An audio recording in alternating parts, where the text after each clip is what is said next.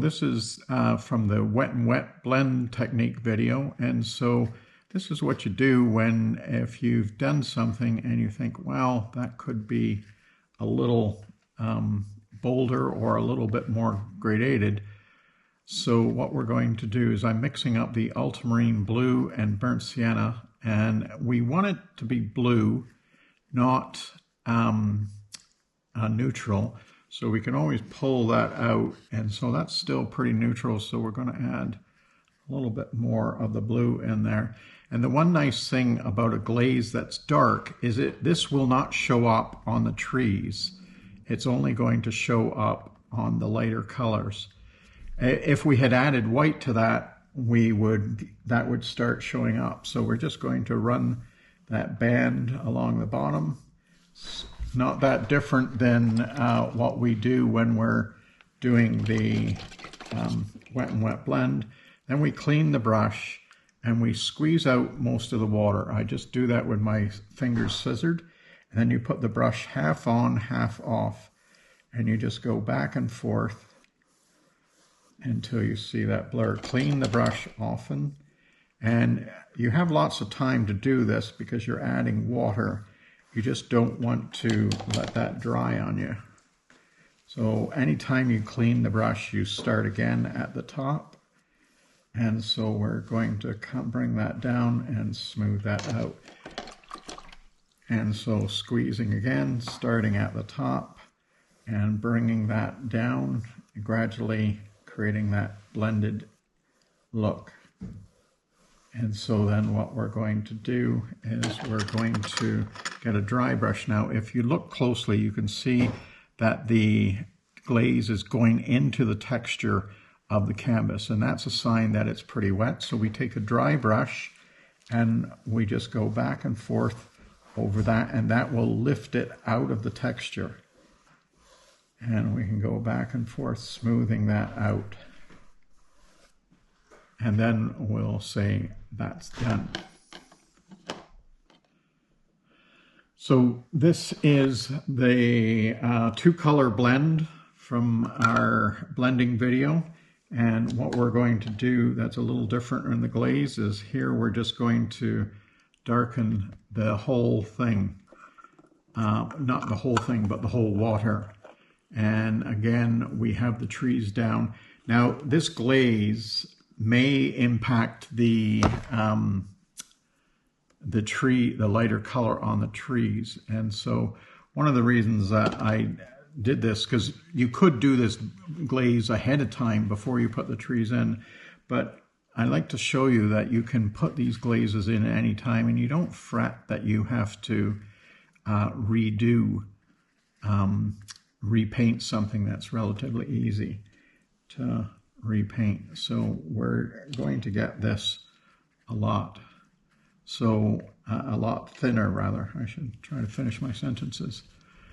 And so I'm toying with the idea of whether or not to put a masking tape down, but I think we can do this just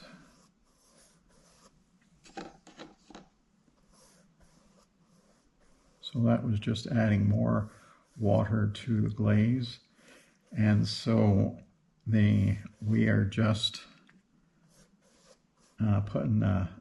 trying to get a fairly even coat. It's going to even out. You can see it's starting to pool into the texture again, but that's not something. That's a good sign. It's a sign that you've got a lot of water down there, but that means that you have time to play with it.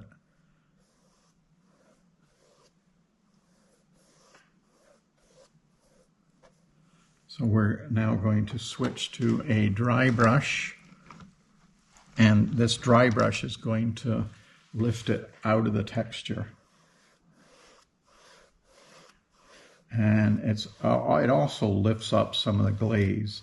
So you can just, the more you work this, the more glaze that you're lifting off. And so you can look at it just to see, we just generally wanted to darken that water.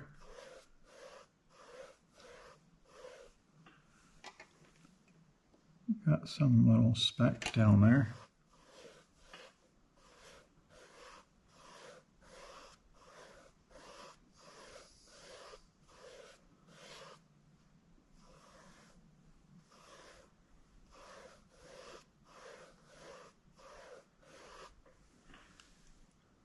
And so what we've done is we've just put a light glaze over the whole thing, and we can still see the blend underneath, but we've just sort of darkened the water a little bit, which can often happen. And so I'm just going to use a wet paper towel to lift off some of that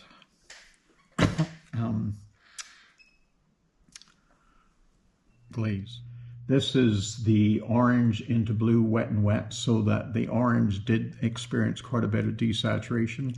I did have the error of actually using a dirty brush, so that desaturated a bit more. But what we're going to do now is we're just going to show you some wind lines. And so wind lines are just where the water hits, or the wind hits the water, and creates a change in the lighting in that particular spot. So generally they are reflecting the sky behind.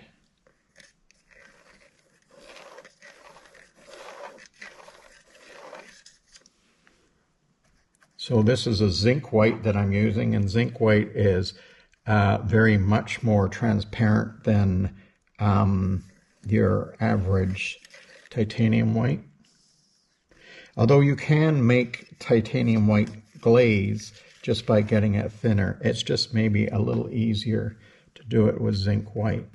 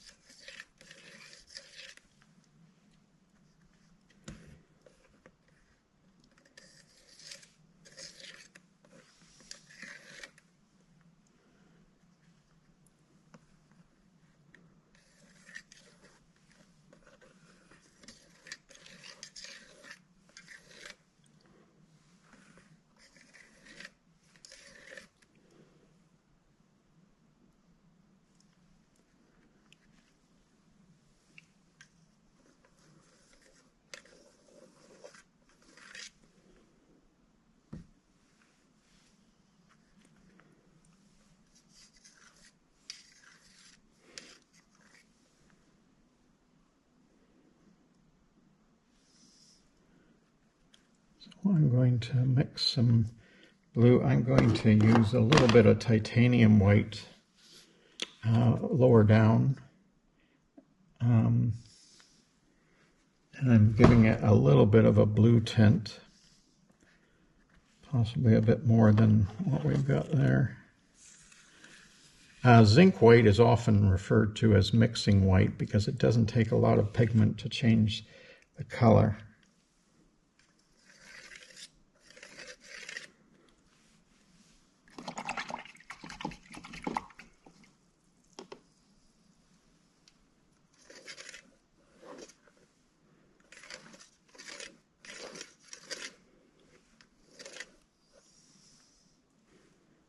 Where we'll just repaint those trees. And so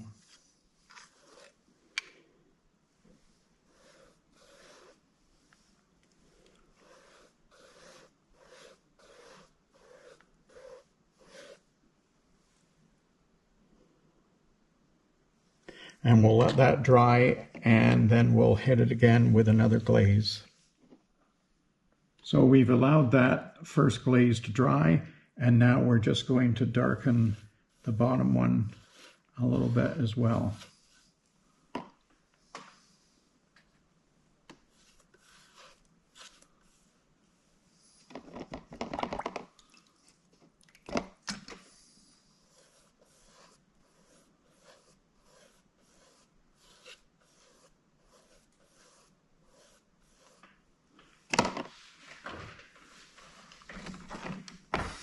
You can see that's going into the texture a bit.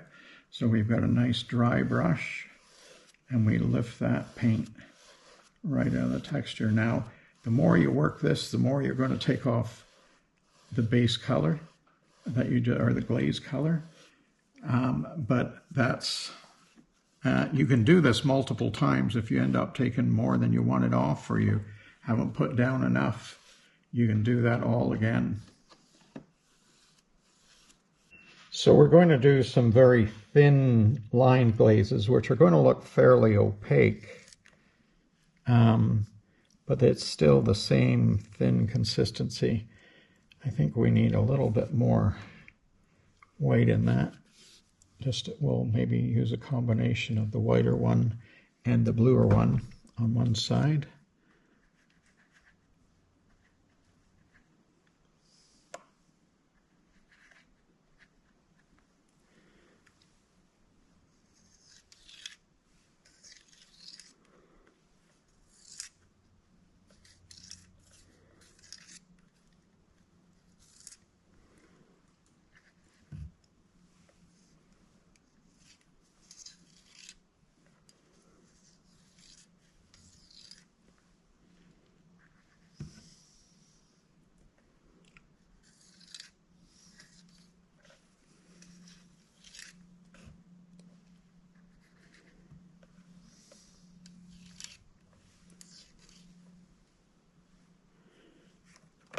So I'm just going to get a dry brush and blur those a little bit.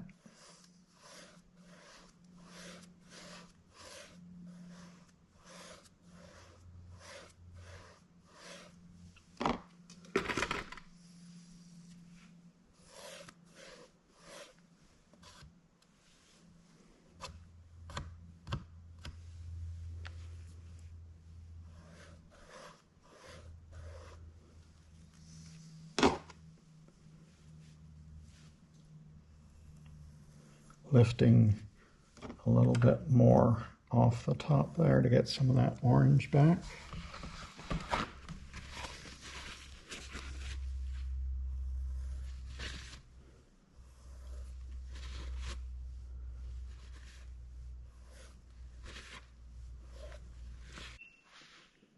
So this one, we are going to, this is the orange into a dry blue, so it's a lot more saturated, but we're just going to lighten the whole portion, but we're not going to use the straight white. We're going to use a slightly bluer, well, quite a bit bluer, but we're going to do this evenly over the whole thing. And we're using titanium white here. It's sometimes a little easier to just do this with zinc white. And as long as you keep this wet, you can keep working it. But if you let it dry, you're going to be done. So you can see that I definitely need to take more off out of that orange area. So I'm just re-wetting the whole thing. And then I'm going to get a dry brush, which is going to lift a lot more of this off. We'll probably have to use a couple of dry brushes because I had that pretty wet.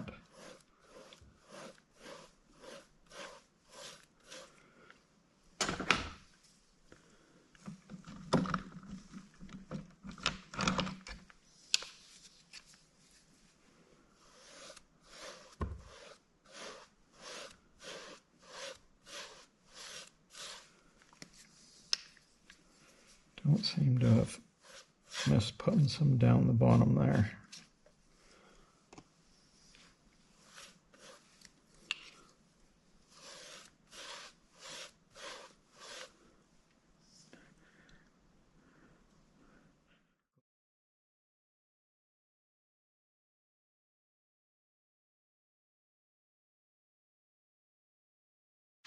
So we're going to be putting the wind lines on this painting. This painting is 6 feet wide. And we're going to be using the KX9 10,000. And we're going to be working from the bottom side initially. So we've got this on the, I don't really need to put that on there as we're not working too energetically. So we've got the piece to raise this end, and this the KX9 10,000 has a number of holes so that I can position this where I need it. So we're going to go in the last hole. This one we are going to put on. And so this is just a piece of hardwood that I have varnished, and I varnished it just so that the acrylic paint can come off more easily, because the acrylic paint can create bumps along the leading edge, which we're going to be using this bottom edge. So we're going to position that up near the top, because we're going to be running our brush along this edge here.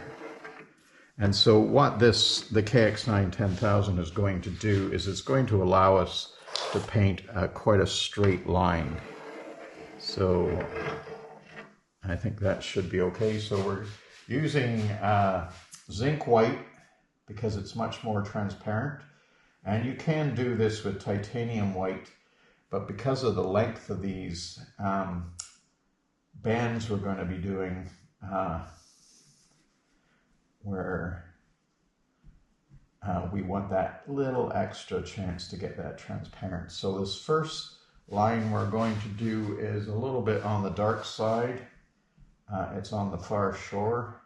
So I'm just going to make sure I've got enough paint. When you're mixing with zinc white, you need to be careful that you are not going too heavy with the colors, because it definitely does not take a lot of pigments to change the color.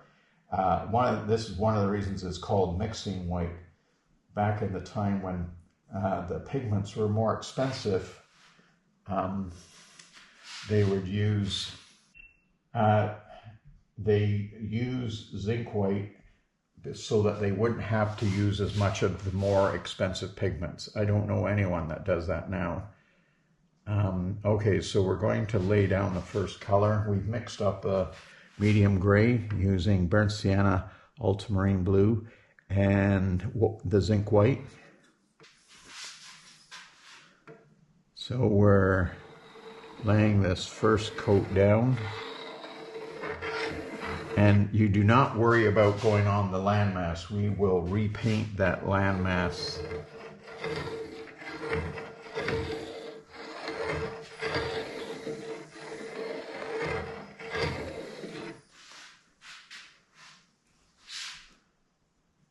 I think I'm going to make that just a little bit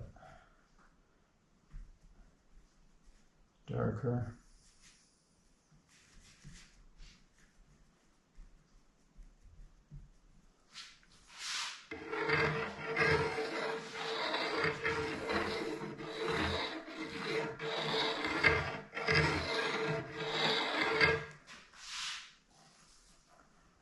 So we're going to get just a clean brush that's wet, and I'm just going to soften that bottom edge a little bit. I'm going to reposition this. So this end we lift up so that we're not dragging it through the paint. This end we can slide.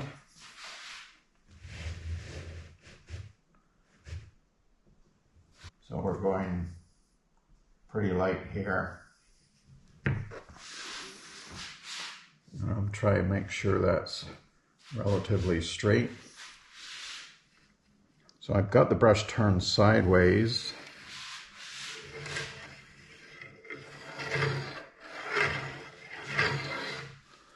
So we're going to get our clean brush again.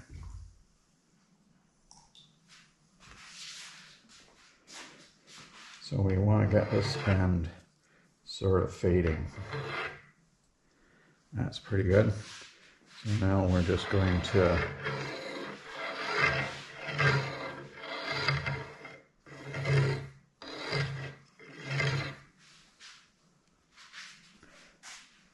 and we'll slide this out of the way. I'm going to start working on the top edge now,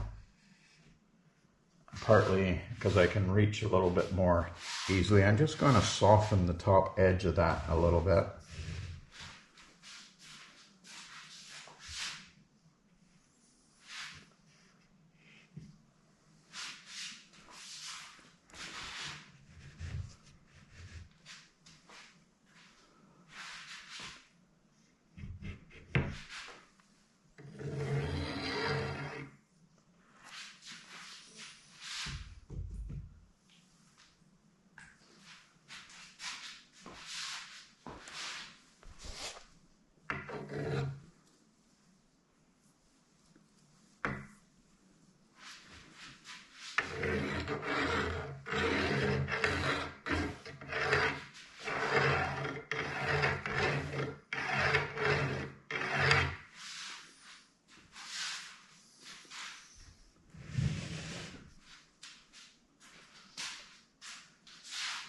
And so we want to build this slowly.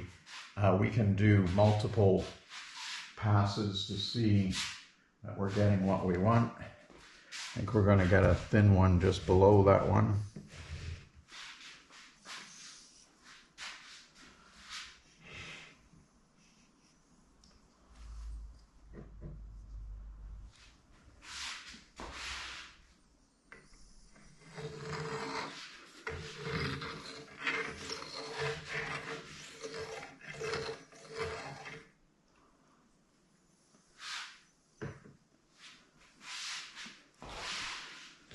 And remember to clean the brush when you're trying to fade an end.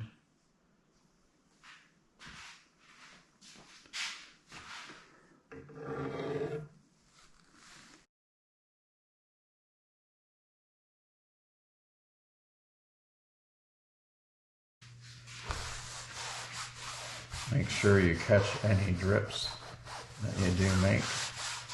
Not that we couldn't fix them, but why make more work for yourself? This one we're going to do on the top side, but we're bringing it all the way through. So I need to move this end. So this is on the top side, and that's the reason that there's two bolts there. So you can choose where to put that. So we're just making sure we're just going to make sure that that's relatively straight. Reload the brush, and like I say, this time we're going right to the end.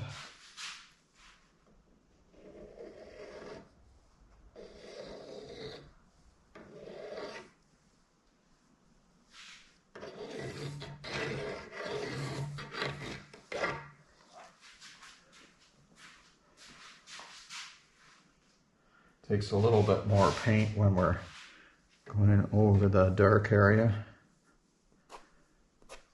I don't know what that is.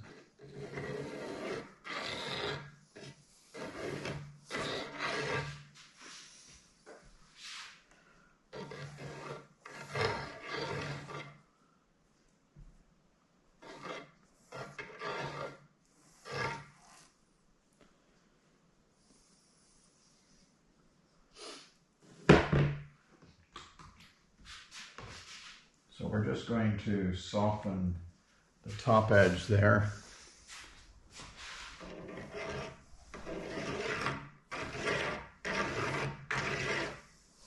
And make sure you work on the edge that you painted first, just because the acrylic can dry pretty fast.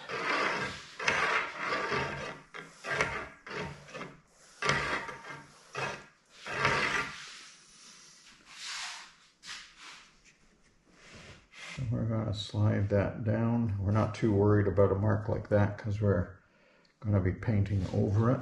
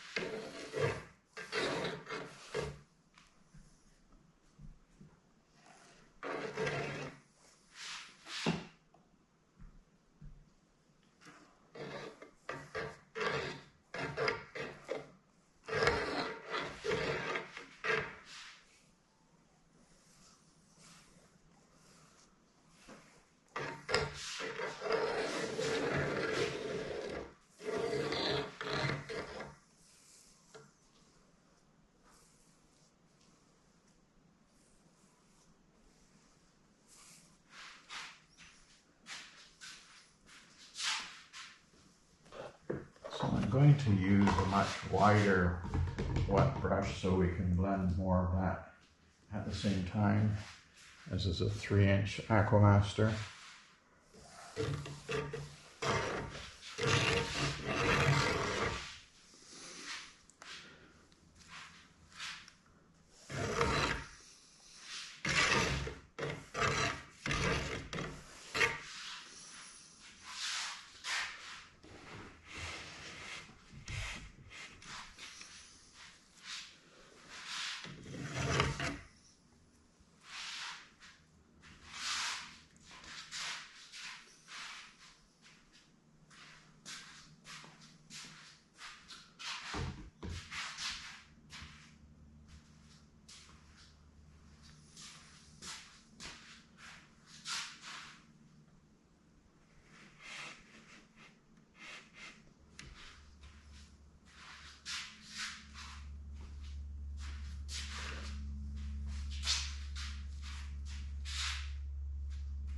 So we're going to add some blue, ultramarine blue to the mix, because down the bottom there, it's a little bit on the blue side. So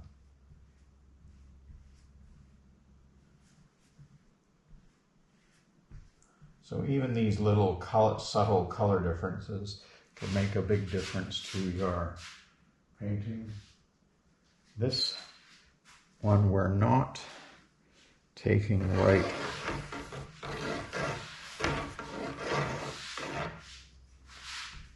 think I want to make that a little bluer. You always have to compensate for the transparency and the influence of the colors underneath. We hit a little bit of yellow there.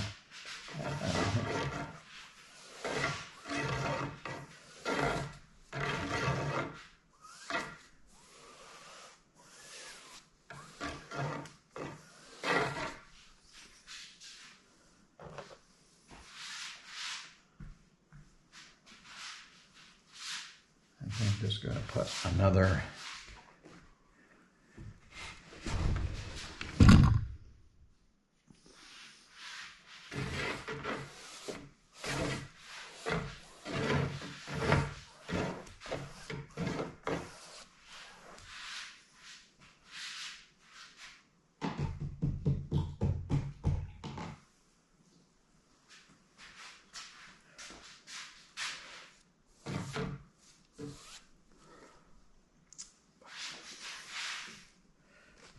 very careful there.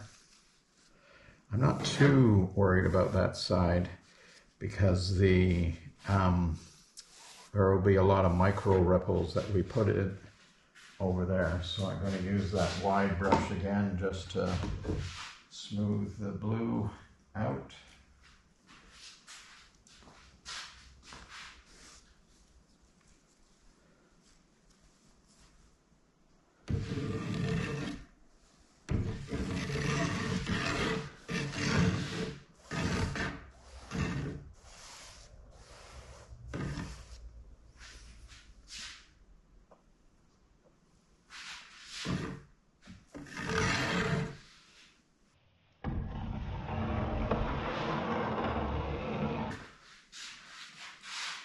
I turned the brush as I was doing to create that little bit of a streak there. That was intentional. So we're likely going to hit a lot of this again, but not until it dries. So I just want to look at the bottom. So I think we're just going to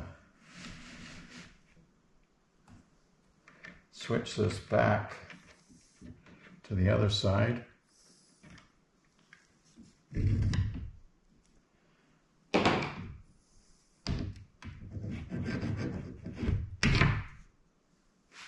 I'm going to slide it just up to there. I don't want to go past that. So this time we're going to add a little bit of burnt sienna into that. That was a little bit heavy.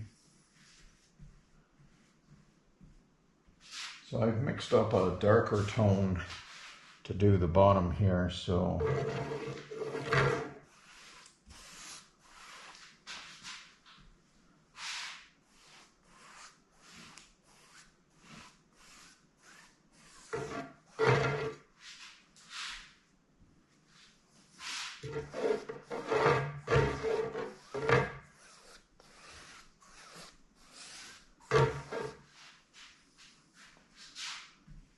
Sorry if you can't see that much, but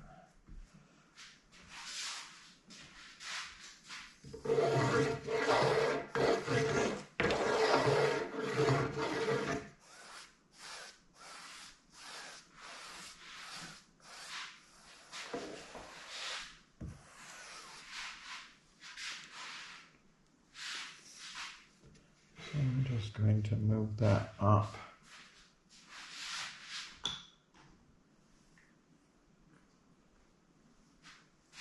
So we're just going to soften that top edge a little bit. And so if it doesn't seem to be moving at first, just work at it a bit. Sometimes it's just had a little too long to dry. If you can't move it at all, then you can try and fix it on another layer. This is definitely, we're going to hit that twice, but I think that's looking fairly good. I think we're going to extend that a little bit, but a little bit into the bluer side.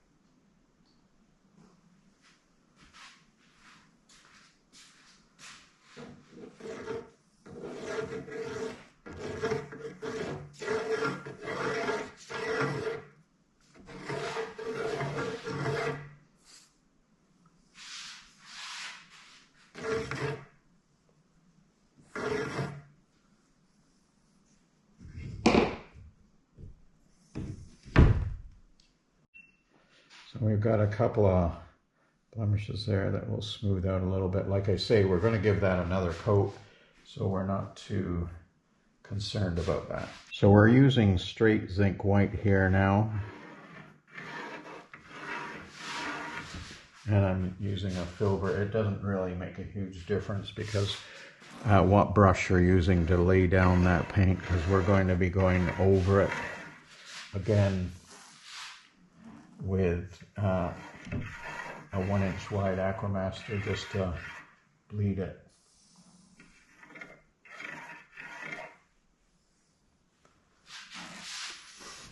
I'm going to take this a little bit farther into the dark.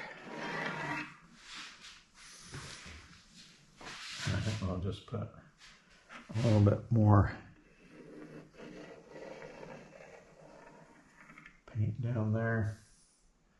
So now we're going to get that clean, wet brush. Squeeze it out between the fingers to get most of the moisture out. You don't want to add too much water at this point.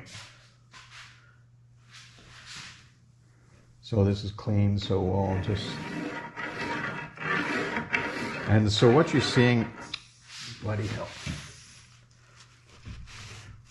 What you're seeing at the end is not necessarily paint. Some of it is just foam or water that will dry pretty much clear. Well, we're just going to drop this down a bit. It's much better to do these gradually than try to do it all in one shot. We get a much more transparent.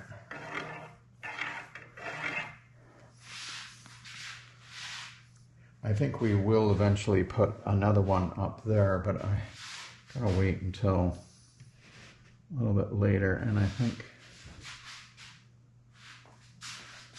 we're going to add another one just below that one. Oh, it looks like we got part of one there. Anyway, so again, straight white, not going to come in quite so deep.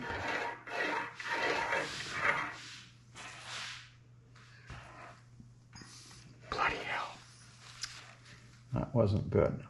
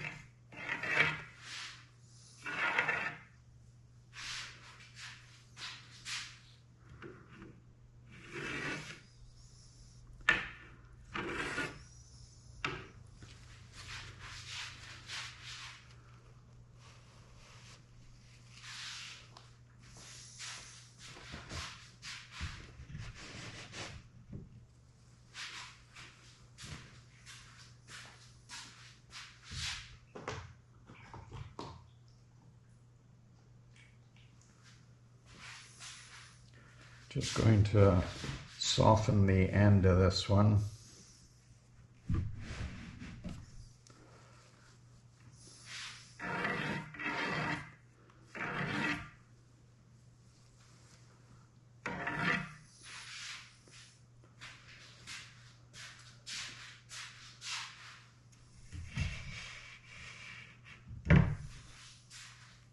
We're going to be using some yellow ochre and white in this midsection after, but I want to get this quite a bit whiter yet. So we're back to our wide brush, and we're not going to bring the white all the way into the center there. I'm going to try and get a little bit more white happening in the central area here, tailing off at the ends. Just going to bring that down again, pick up some more white.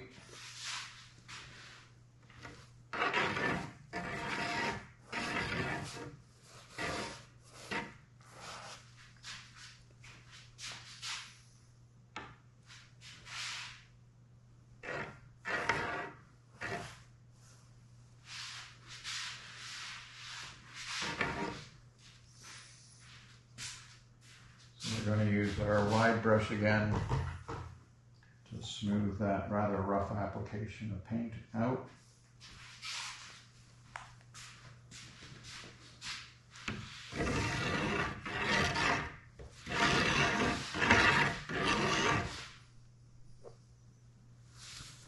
Got some contamination in there, which is never good.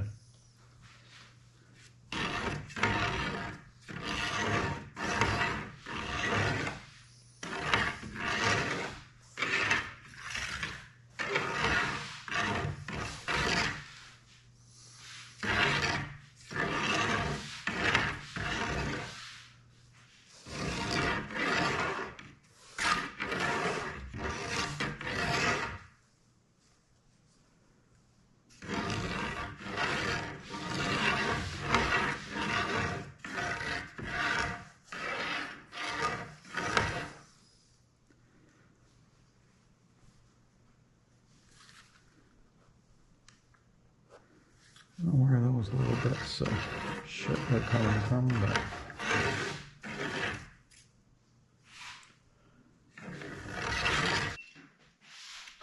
so we're now coming in with yellow ochre and white, and we're just going to add that extra one at the top.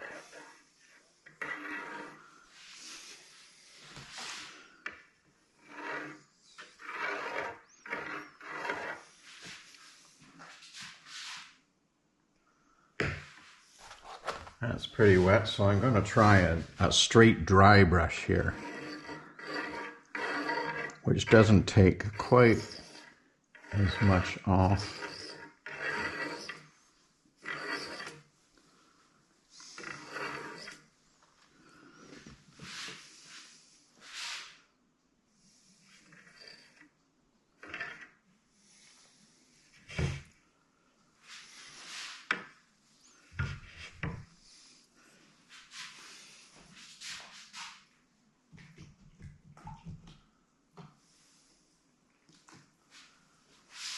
Quite a bit wider than what I wanted, so we're going to see if we can't take some of that out. Get some fresh paper towels.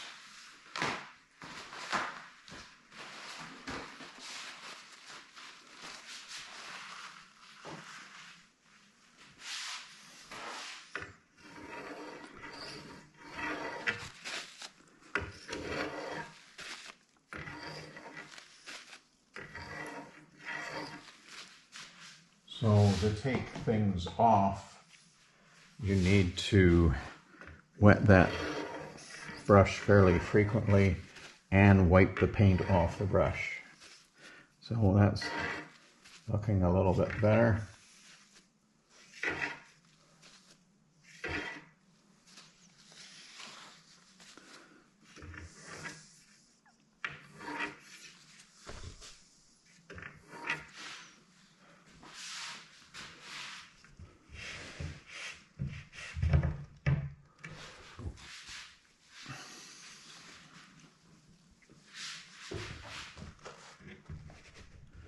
We're going to put the yellow ochre on there.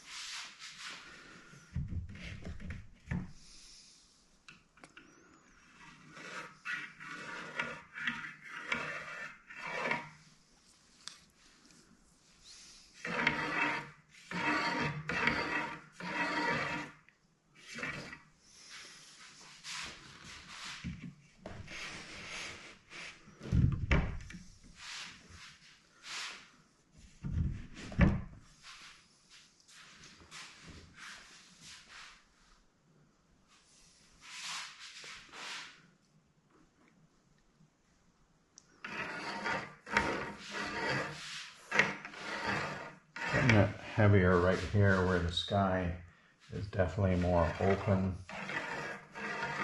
And this time we are going right through that section.